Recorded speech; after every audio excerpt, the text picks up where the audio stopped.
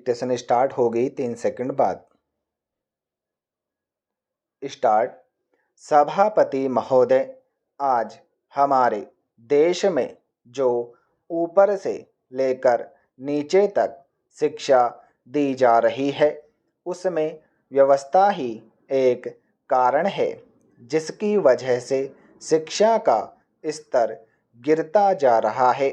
मेरा अपना विचार है कि जो शिक्षा प्रणाली है और जिस रूप में शिक्षा दी जा रही है, वही अनुशासनहीनता का भी कारण है।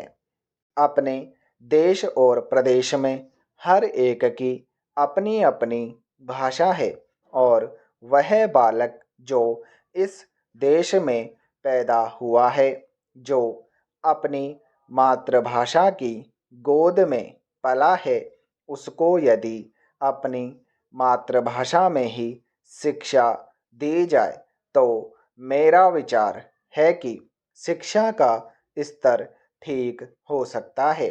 जो सबसे बड़ी भूल और कमी सरकार के द्वारा दी जाने वाली शिक्षा के संबंध में हो रही है, वह यह है कि बालक की मातृभाषा में शिक्षा न देकर उसको उस भाषा में शिक्षा देने की व्यवस्था की गई है, जो हमारे देश या प्रदेश की भाषा कभी रही ही नहीं। मेरा अभिप्राय विदेशी भाषा अंग्रेजी से है।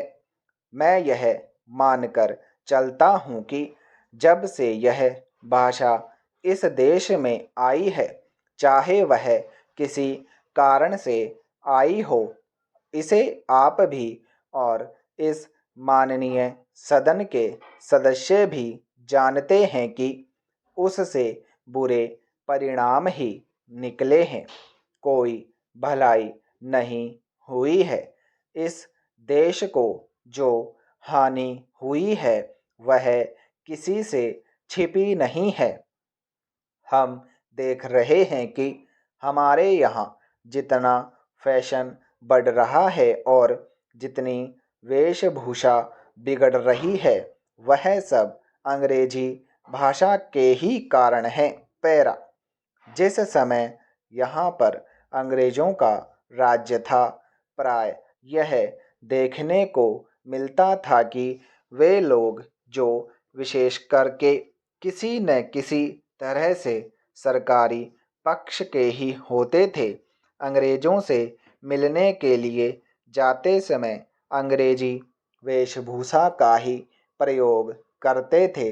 परंतु यह इस प्रदेश और इस देश का दुर्भाग्य है कि अंग्रेजों का राज्य समाप्त हो जाने के बाद भी लोग उनकी वेशभूषा को पहनते चले जा रहे हैं।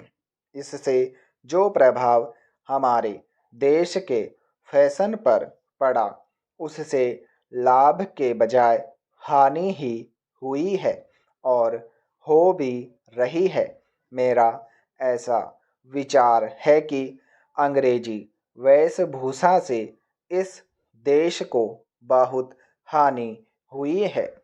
भारत की गौरवपूर्ण सभ्यता और संस्कृति के संरक्षण पर पर्याप्त ध्यान देने की आवश्यकता है। स्टॉप।